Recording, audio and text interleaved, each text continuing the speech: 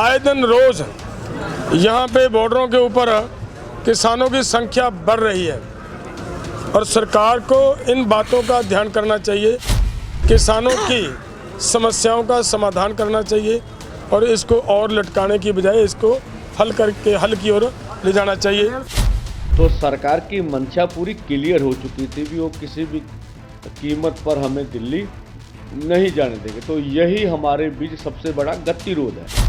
संविधान के अनुसार सभी को बात करने का हक है, हमें फिर दिल्ली भी तो जाने दिया जाए ना, क्यों नहीं जाने दिया। हम तो दिल्ली को जाएंगे 21 को। ਸ਼ੰਭੂ ਬਾਰਡਰ ਤੇ ਅੱਜ ਕਿਸਾਨੀ ਅੰਦੋਲਨ ਦਾ 8ਵਾਂ ਦਿਨ ਹੈ ਤੇ 9ਵੇਂ ਦਿਨ ਕਿਸਾਨ ਦਿੱਲੀ ਨੂੰ ਕੂਚ ਕਰ ਦੇਣਗੇ। ਕਿਸਾਨ ਕਹਿ ਰਹੇ ਨੇ ਕਿ ਦਿੱਲੀ ਤਾਂ ਉਹ ਜਾਣਗੇ, ਅੰਜਾਮ ਲਈ ਮੋਦੀ ਸਰਕਾਰ ਜ਼ਿੰਮੇਵਾਰ ਹੋਏਗੀ। ਇਹ ਐਲਾਨ ਸ਼ੰਭੂ ਬਾਰਡਰ ਤੇ ਬੈਠੇ ਕਿਸਾਨ ਲੀਡਰਾਂ ਨੇ ਕਰ ਦਿੱਤਾ ਹੈ। ਐਤਵਾਰ ਨੂੰ ਮੋਦੀ ਸਰਕਾਰ ਨੇ ਜੋ ਮਤਾ ਦਿੱਤਾ ਸੀ ਉਹ ਕਿਸਾਨਾਂ ਨੇ ਠੁਕਰਾ ਦਿੱਤਾ ਹੈ। ਐਮਐਸਪੀ ਅਤੇ ਕਰਜ਼ ਮੁਆਫੀ ਸਮੇਤ ਜੋ ਮੰਗਾਂ ਨੇ ਉਹਨਾਂ ਨੂੰ ਲੈ ਕੇ ਹੁਣ 21 ਫਰਵਰੀ ਨੂੰ ਦਿੱਲੀ ਵੱਲ ਮਾਰਚ ਹੋਵੇਗਾ। ਕਿਹਾ ਗਿਆ ਹੈ ਕਿ ਸਰਕਾਰ 23 ਫਸਲਾਂ ਤੇ ਘੱਟੋ ਘੱਟ ਸਮਰਥਨ ਮੁੱਲ ਯਾਨੀ ਕਿ ਐਮਐਸਪੀ ਦੀ ਗਾਰੰਟੀ ਦੇਵੇ ਤੇ ਬਾਕੀ ਫਸਲਾਂ ਦਾ ਵੀ ਅਧਿਐਨ ਕਰਕੇ ਗਾਰੰਟੀ ਦੇਵੇ। ਜਦੋਂ ਕਿ ਮੋਦੀ ਸਰਕਾਰ ਦਾ ਮਤਾ ਤਾਂ ਇਹ ਕਹਿੰਦਾ ਹੈ ਕਿ 5 ਸਾਲ ਲਈ ਕੰਟਰੈਕਟ ਹੋਵੇਗਾ, ਦਾਲਾਂ, ਕਪਾਹ ਤੇ ਮੱਕੀ ਤੇ ਐਮਐਸਪੀ ਮਿਲੇਗੀ ਜੋ ਕਿਸਾਨਾਂ ਨੂੰ ਨਾ ਮਨਜ਼ੂਰ ਹੈ। 21 को हमारा जाना अनक का सवाल नहीं है, हमारा आगे बढ़ना मतलब दिल्ली जाना अनक का सवाल नहीं, जब बैरिकेड तोड़ना अनक का सवाल नहीं। अब सरकार वार्ता से हमारी बात नहीं मानना चाहती और दूसरी तरह जो प्रस्ताव देती है वो भी जो हमारी असल मांगे हैं उनसे पीछे हटने के लिए देती है। तीसरा, हमें बैरिकेड हटाकर दिल्ली नहीं जाने देती है। तो हम तो मजबूरी में आगे बढ़ेंगे ना, वो जो भी परिणाम होंगे उसके लिए भारत सरकार जिम्मेवार होगी। और हम आशा तो करेंगे, अभी आज का दिन है, स्वयं प्रधानमंत्री जी के पास सारी रिपोर्ट तो जा चुकी होगी। अब जिन मुद्दों पे डिस्कस होनी थी सब पर 2-2 राउंड डिस्कस हो चुकी है और चाहिए अब स्वयं प्रधानमंत्री जी को भी वो निर्णय लें और निर्णय की अनाउंसमेंट भी कर सकते हैं।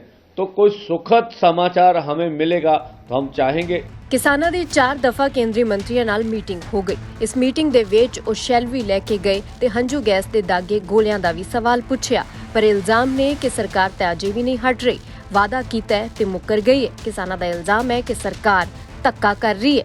जब हमने 13 को दिल्ली कूच का कार्यक्रम रखा था तो इससे 10 दिन पहले से हरियाणा पूरी तरह खनौरी और ये शंभू बॉर्डर को सील करना शुरू कर दिया था। तो सरकार की मंशा पूरी क्लियर हो चुकी थी भी वो किसी भी कीमत पर हमें दिल्ली नहीं जाने देंगे। तो यही हमारे बीच सबसे बड़ा गतिरोध है। अगर किसानों से बातचीत करके आपको समाधान नहीं ढूंढना है तो कम से कम ये धर्मनिरपेक्ष देश है, सभी का देश है, संविधान के अनुसार सभी को बात करने का हक है, हमें फिर दिल्ली भी तो जाने दिया जाए ना, क्यों नहीं जाने दिया।